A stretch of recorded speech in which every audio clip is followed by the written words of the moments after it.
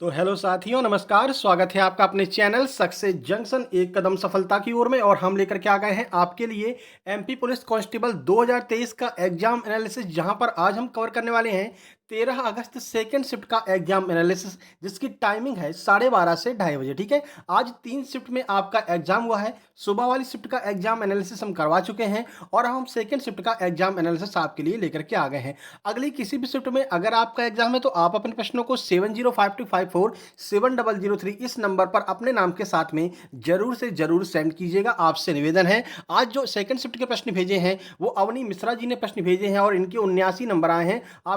आपको बहुत बहुत धन्यवाद इन प्रश्नों को भेजने के लिए। वीडियो को शुरू से लेकर के अंत तक जरूर देखिएगा। लास्ट में आपको आज के टॉप 5 स्कोर कितना आया हुआ है और साथ ही साथ में इस शिफ्ट का कितना कट ऑफ जाएगा, वो सारी जानकारी हम आपको बताने वाले हैं। किस सब्जेक्ट से कितने प्रश्न पूछे गए हैं ये भी हम आपको बताने वाले हैं। चलिए शुरुआत करते हैं जीके जीएस और एमपी जीके से और देखते हैं कौन कौन से प्रश्न आज पूछे गए हैं। हर एक प्रश्न के बारे में आपको डिटेल में जानकारी हम देने वाले हैं, तो वीडियो को लाइक करके चैनल को सब्सक्राइब जरूर कर लीजिएगा। आइए शुरुआत करते हैं, देखते हैं आज का पहला प्रश्न क्या पूछा गया है। तो आज का पहला प्रश्न पूछा है आपका, हिस्ट्री से बहुत सारे प्रश्न पूछे जा रहे हैं। तो मुगल साम्राज्य में लंपट बादशाह के नाम से कौन जाना जाता था? सही आंसर हो जाएगा आपका जहांदार शाह। जहांदार शाह को लंपट बादशाह के नाम से या लंपट मूर्ख के नाम से भी जानते थे। देख लीजिए, जहांदार शाह लाल कुमारी वैश्या पर आसक्त था। जहांदार शाह की इन्हीं हरकतों की वजह से उसका नाम लंपट या फिर इडियट ऑफ मुगल किंग पड़ गया था। तो लंपट बादशाह के नाम से जहांदार शाह को जाना जाता था, यह आपको याद रखना है। अब इससे रिलेटेड आगे और कौन कौन से प्रश्न बन सकते हैं वो भी देख लीजिए।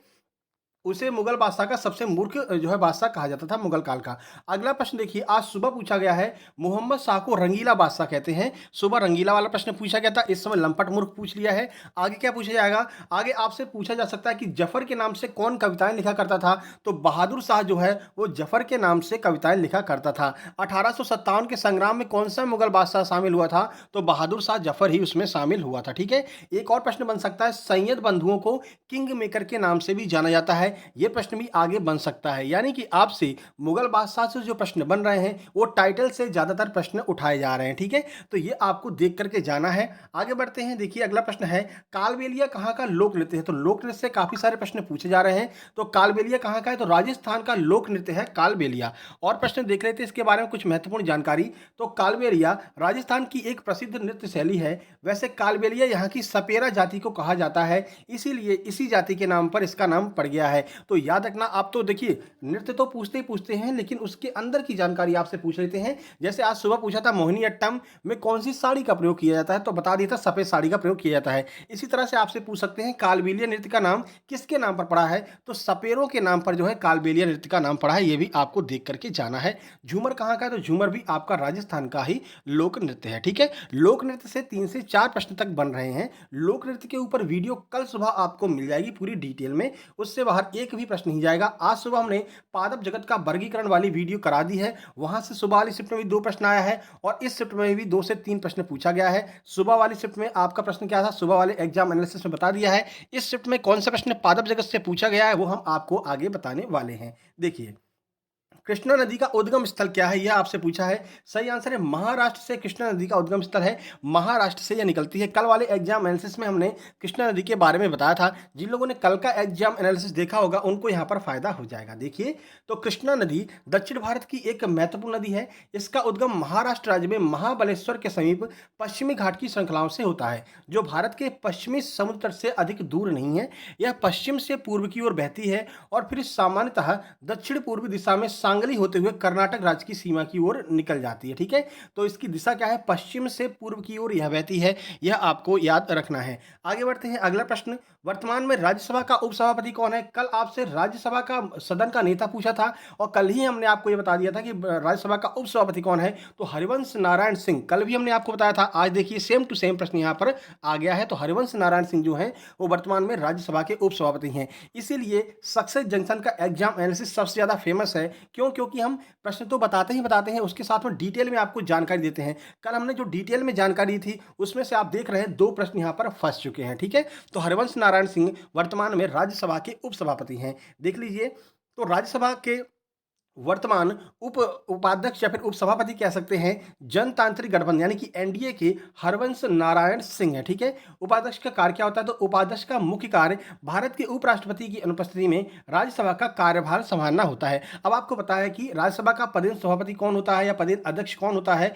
तो आपका जो आपका भारत का उपराष्ट्रपति होता है वो राज्यसभा का पदेन सभापति होता है। तो वर्तमान में जगदीप धनखड़ जी राज्यसभा के पदेन सभापति और भारत के उपराष्ट्रपति हैं। ये प्रश्न भी आगे बन सकता है। राज्यसभा का सदस्य बनने के लिए आयु जो है वो 30 वर्ष होनी चाहिए। पिछली वाली वीडियो में हमने 35 बता दी थी, उसके लिए माफी चाहते हैं। याद रखिएगा, राज्यसभा की अगर आपको सदस्य बनना है तो 30 वर्ष उम्र होनी चाहिए, राष्ट्रपति बनना है तो 35 वर्ष उम्र होनी चाहिए। यह भी आपको जो है याद रखना है। ठीक है, आगे बढ़ लेते हैं। अगला प्रश्न देखिए, नालंदा विश्वविद्यालय का निर्माण किसने करवाया था? तो नालंदा विश्वविद्यालय का निर्माण कुमार गुप्त के द्वारा करवाया गया था। नालंदा विश्वविद्यालय से प्रश्न पूछा गया। देखिए, तो कुमार गुप्त ने 5वीं शताब्दी ईस्वी में नालंदा विश्वविद्यालय की स्थापना की थी। ठीक है, आगे बढ़िए। उन्हें सारदित्य भी कहा जाता है। तो याद रखना, ये टाइटल बहुत ज़्यादा पूछे जा रहे हैं आजकल। तो सारदित्य भी कुमार गुप्त को कहा जाता है। नालंदा विश्वविद्यालय के बारे में कुछ जानकारी देख लेते हैं, क्योंकि यहाँ से प्रश्न बनेगा ही बनेगा।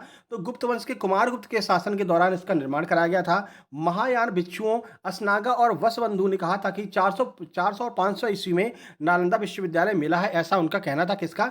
महायान भिक्षुओं और अस्नागा जो होते थे उनका कहना था।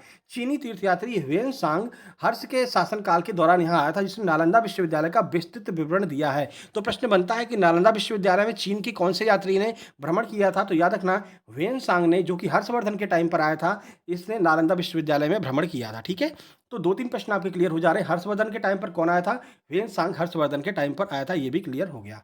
भूकंप नापने वाली स्केल को क्या कहते हैं? तो जिसके द्वारा भूकंप की तीव्रता नापी जाती है उसे हम रिएक्टर स्केल या फिर रिएक्टर पैमाना कहते हैं। ठीक है, देखिए, रिएक्टर स्केल या फिर रिचर मैग्नीट्यूड स्केल वह पैमाना होता है जिसमें भूकंप की तीव्रता का पता लगाया जाता है कि कितनी तीव्रता का भूकंप आया है। ठीक है, आगे बढ़ते हैं। भूकंप की तीव्रता को मापने वाला यंत्र कौन सा होता है? तो यंत्र को हम सीस्मोग्राफ कहते हैं। यंत्र को सीस्मोग्राफ कहते हैं। इसी यंत्र में वो रिएक्टर स्केल लगी रहती है जिस पर भूकंप की तीव्रता को मापा जाता है। आगे बढ़ते हैं। भाई, वीडियो को लाइक नहीं किया तो मेरे भाई निवेदन है आपसे, वीडियो को लाइक करके आपने हर एक ग्रुप में, हर व्हाट्सएप पे, हर उस साथी के पास शेयर कर देंगे जो एग्जाम देने वाला है एमपी पुलिस का। पानी का उबलना कैसी क्रिया है? तो भौतिक और रासायनिक परिवर्तन से रोज प्रश्न आ रहे हैं। तो पानी का उबलना भौतिक परिवर्तन है। आज सुबह वाली वीडियो में भौतिक और रासायनिक परिवर्तन को डिटेल में हमने आपको समझा दिया था। इस वीडियो में भी समझा देते हैं, क्योंकि यहाँ से प्रश्न बन रहे हैं। देखिए, भौतिक परिवर्तन वह परिवर्तन जिसमें कोई पदार्थ अपने भौतिक गुणों में परिवर्तन से गुजरता है, भौतिक परिवर्तन कहलाता है। अब ये तो टेक्निकल लैंग्वेज होगी सर, सिंपल लैंग्वेज बता दीजिए। तो सिंपल लैंग्वेज भी आपको बताते हैं। एक शारीरिक परिवर्तन आमतौर पर प्रतिवर्ती होता है। इस तरह के परिवर्तन में कोई नया पदार्थ नहीं बनता है। उबलना, पिघलना और पानी में नमक को घोलना, आकार आदि और माप में परिवर्तन को ही हम भौतिक परिवर्तन कहते हैं। अब सिंपल लैंग्वेज में समझ लीजिए, भौतिक परिवर्तन क्या होता है? तो ऐसा परिवर्तन जिसमें कोई नया पदार्थ नहीं बनता है और एक बार वो परिवर्तन हो गया तो दोबारा आप उस चीज़ को वापस प्राप्त कर सकते हैं। जैसे आपने पानी को जमा दिया, ठीक है, पानी को आपने जमा दिया, पानी बन गया बर्फ। अब क्या आप बर्फ से दोबारा पानी को प्राप्त कर सकते हैं? बिल्कुल प्राप्त कर सकते हैं। तो ये आपका भौतिक परिवर्तन हो गया।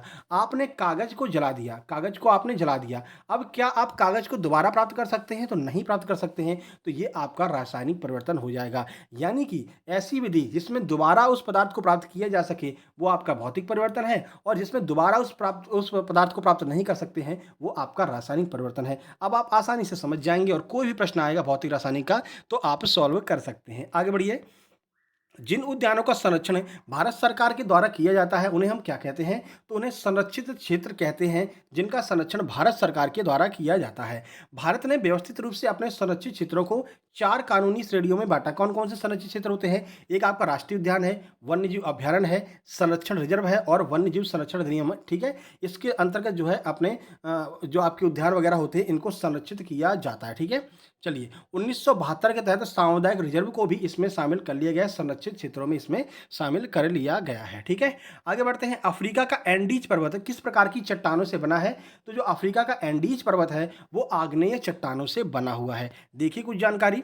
एंडीसाइट या एक प्रकार की आग्नेय चट्टान है जो न केवल इन पहाड़ों में पाई जाती है बल्कि इनका नाम भी इन्हीं के नाम पर पड़ा है। तो एंडीसाइट जो चट्टानें हैं इसी के नाम पर एंडीज पर्वत का नाम पड़ा है और ये चट्टानें आग्नेय प्रकार की चट्टानें होती हैं। ठीक है, आगे बढ़ते हैं। कठपुतली कहाँ का लोक नृत्य है? तो आपको पता है कठपुतली राजस्थान का ही लोक नृत्य है। दो लोक नृत्य आपके पूछे गए थे, दोनों हमने कवर कर लीजिए। देखिए, राजस्थान का कठपुतली नृत्य एक प्राचीन परंपरा है जिसमें विख्यात गाथाओं और लोकगीतों के माध्यम से ऐतिहासिक घटनाक्रम का वर्णन किया जाता है। तो कठपुतली कहाँ की है? तो कठपुतली भी आपका राजस्थान का ही लोक नृत्य है। इनमें से कौन सा थैलोफाइटा का उदाहरण है? तो शैवाल और कवक जो है वो थैलोफाइटा का उदाहरण होते हैं। अब थैलोफाइटा वाली वीडियो आज सुबह हमने बनाई है। थैलोफाइटा, ब्रायोफाइटा और टेरिडोफाइटा क्या होता है, जिम्नोस्पर्म क्या होता है, जीरोसाइट क्या होता है, ये सब हमने आज सुबह वाली वीडियो में करा दिया है। देखिए, वहां से एक और प्रश्न यहाँ पर बन गया है और सुबह वाली जो आपका एग्जाम एनालिसिस था वहां पर दो प्रश्न बने थे। थैलोफाइटा की बात कर लेते हैं।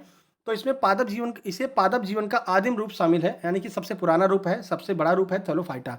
उनके पास संवहनी ऊतक नहीं होते हैं। सुबह ही हमने आपको बताया था ऊतक नहीं होते हैं जो पानी और खनिजों के परिवहन में मदद करें, इसलिए वे आमतौर पर नम स्थानों में पाए जाते हैं। ज़्यादातर ये पानी में पाए जाते हैं। ठीक है, थैलोफाइटा को आगे विभाजित किया गया है शैवाल और कवक, ये थैलोफाइटा का उदाहरण है। चर हो गया, लाइकेन हो गया, स्पाइरोगाइरा, ये सब आपके थैलोफाइटा के ही उदाहरण के अंतर्गत आते हैं। बाकी थैलोफाइटा वाली वीडियो हमने आज सुबह ही अपलोड की है, जाकर के जरूर देख लेना, वहाँ से प्रश्न बनेंगे ही बनेंगे। वैसे इस वीडियो के अंत में हम उस वीडियो को यहाँ पर टैग कर देंगे, तो क्लिक करके जो है आप उस वीडियो को देख भी सकते हैं। जैसे ही वीडियो खत्म होगी यहीं पर आपको वो वीडियो देखने को मिल जाएगी। अगर ओम प्रतिरोध का मात्रक है तो जूल किसका मात्रक है? तो आपको पता है ओम प्रतिरोध का मात्रक है और जूल जो है वो कार्य का मात्रक होता है। देखिए, एक जूल एक न्यूटन बल को बल की दिशा में 1 मीटर तक दूरी लगाने में या फिर 1 एम्पियर की विद्युत धारा को 1 ओम के प्रतिरोध से 1 सेकंड तक गुजारने में व्यय हुई ऊर्जा या किए गए कार्य के बराबर होता है। यानी कुल मिलाकर के जो जूल है वो कार्य का मात्रक होता है। ठीक है, इसी के बारे में यहाँ पर बताया गया है। चलिए आगे बढ़ लेते हैं। अब हम बात करते हैं कि मैथ में आपका कौन कौन से टॉपिक से प्रश्न पूछा है। एक प्रश्न मैथ का पूछा गया था, वृत्त की परिधि 88 सेंटीमीटर दी गई थी और क्षेत्रफल आपसे पूछा गया था। ठीक है, उसके अलावा परसेंटेज के 2 प्रश्न आज देखे गए हैं। घातांक और करनी से भी एक प्रश्न पूछा गया, सिंप्लीफिकेशन में पूछा गया है। जो घात वाले प्रश्न होते हैं वो आपको देखने को मिल रहे हैं। 13 से विभाज्यता का नियम भी पूछा गया है। एक प्रश्न पूछा था, अगर कोई संख्या 20 से विभाज्य है तो वह 5 से विभाज्य होगी कि नहीं होगी, ऐसा कुछ प्रश्न पूछा गया था। उसके अलावा सीआई से 4 प्रश्न आपके पूछे जा रहे हैं। जैसे पिछली बार टाइम एंड वर्क को पकड़ लिया था, इस बार कंपाउंड इंटरेस्ट को पकड़ करके चल रहा है। व्यापम 4 प्रश्न आपके पूछे गए हैं। सिंप्लीफिकेशन से 2 प्रश्न पूछे हैं। मिक्सचर एलिगेशन से भी आपके 2 प्रश्न पूछे गए हैं। प्रॉफिट लॉस और आपका सीआईएसआई, यहाँ से सबसे ज़्यादा प्रश्न बन रहे हैं। 2D 3D से एक ही प्रश्न देखने को मिला है।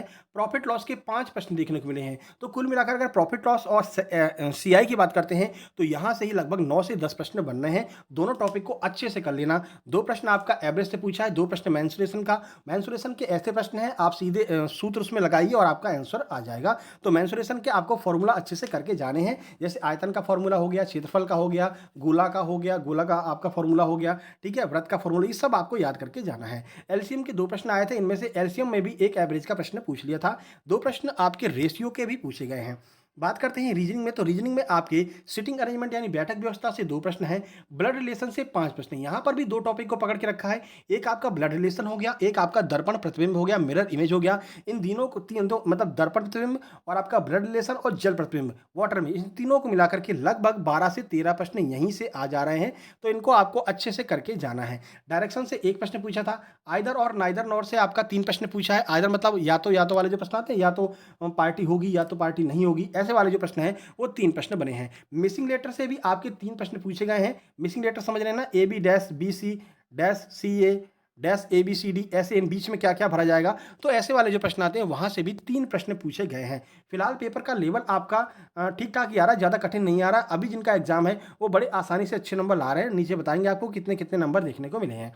3 प्रश्न आपका रैंकिंग से आया है। ठीक है, और मिरर और वाटर को मिलाकर के 6 प्रश्न आज इस शिफ्ट में पूछे गए हैं, मिरर और वाटर को मिलाकर के। आगे बढ़ते हैं। कोडिंग डिकोडिंग से भी 2 प्रश्न देखने को मिले हैं। 2 प्रश्न आपके सीरीज से देखने को मिले हैं। 2 प्रश्न वर्णमाला से, 2 प्रश्न साइलॉग से, यानी कुछ कुत्ते बिल्ली हैं, कुछ बिल्ली कुत्ते वाले जो प्रश्न होते हैं, 2 प्रश्न वहां से, और कथन और निष्कर्ष से भी 1 प्रश्न देखने को मिला है। ये आपका रीजनिंग का पूरा मैटर हो गया। ठीक है, अब ओवरऑल की बात करते हैं तो ओवरऑल में आपके जीके जीएस से 23 प्रश्न लगभग पूछे गए हैं, साइंस से 14 प्रश्न पूछे गए हैं, जिनमें 11 से 12 प्रश्न तो आपके बायोलॉजी से ही पूछे गए हैं।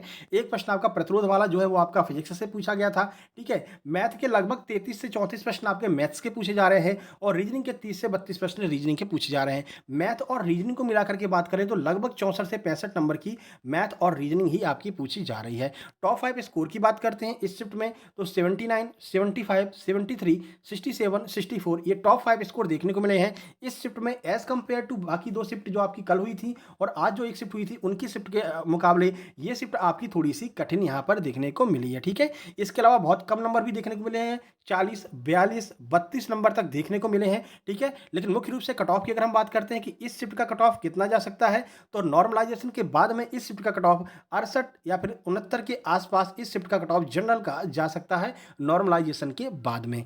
चलिए आपके कितने नंबर आए हैं कमेंट बॉक्स में आप कमेंट करके जरूर बताइएगा, तो हम आपको बताएंगे कि आपका सिलेक्शन होने के कितने चांसेस हैं। चलिए सजेशन की बात करते हैं तो आपको बता दें प्रीवियस ईयर पर आपको ज़्यादा फोकस करना है, जैसे कि आपका वनरक्षक वाला एग्जाम हो गया और आपका जेल प्रहरी और फॉरेस्ट गार्ड वाला जो एग्जाम था, इसके अलावा आपका जो पटवारी का एग्जाम है और आबकारी का एग्जाम है, इनके अगर पेपर आपको मिल जाए तो इनकी पेपर्स को लगा करके जाइए, क्योंकि साइंस के जो प्रश्न हैं वो डायरेक्ट सेम टू सेम वहीं से रिपीट हो रहे हैं और इनके तीनों के पेपर आपको अपने Telegram channel success junction live पर मिल जाएंगे। सक्सेस जंक्शन लाइव हमारा टेलीग्राम चैनल है स्टडी मटेरियल का, जहाँ पर हम फ्री में स्टडी मटेरियल प्रोवाइड कराते हैं। मैथ्स की काफ़ी सारी बुकें, आदित्य रंजन सर की बुक, आदित्य पटेल सर की formula book, Rakesh Yadav sir के क्लास नोट्स, सब आपको इस चैनल में फ्री में मिल जाएंगे, ठीक है। इस चैनल को आप सर्च कर लेना सक्सेस जंक्शन लाइव टेलीग्राम पर और डॉक्यूमेंट सेक्शन में जाकर के सब कुछ आप डाउनलोड कर सकते हैं। किरण की बहुत सारी किताबें वहाँ पर डली हुई हैं, इंग्लिश की भी, मैथ की, सब कुछ मिल जाएगा। और ये हमारा ऑफिशियल टेलीग्राम चैनल है, यहाँ पर आपको इस वीडियो की पीडीएफ 24 घंटे बाद मिल जाएगी। कल वाली वीडियो की पीडीएफ तुरंत अभी हम जाकर के डाल देंगे, ठीक है। चलिए बाकी भाई अब इतना आपके लिए कर दिया, अब ये आपका फर्ज बनता है वीडियो को लाइक कर दीजिए, शेयर कर दीजिए अपने दोस्तों के पास में और चैनल को सब्सक्राइब करके नोटिफिकेशन बेल आपको जरूर से जरूर दबा लेना है, ठीक है। अब हम आपको वीडियो डाल दे रहे हैं पादप जगत की, जहां से 2 से 3 प्रश्न आपको देखने को मिल रहे हैं, ठीक है। बाकी आपका अगले किसी भी शिफ्ट में एग्जाम है तो आप अपने प्रश्नों को 7052547003 इस नंबर पर जरूर से जरूर भेजिएगा, आपसे निवेदन है। बाकी थर्ड शिफ्ट का एग्जाम एनालिसिस कुछ ही देर में आपका 6:30 बजे के समथिंग आपका एग्जाम छूटता है और थर्ड शिफ्ट का एग्जाम एनालिसिस लगभग 8 बजे के आसपास आपको देखने को मिल जाएगा, डिटेल एनालिसिस पूरा जानकारी के साथ में। चलिए जल्दी मिलते हैं थर्ड शिफ्ट के एग्जाम एनालिसिस में, तब तक के लिए नमस्कार, धन्यवाद।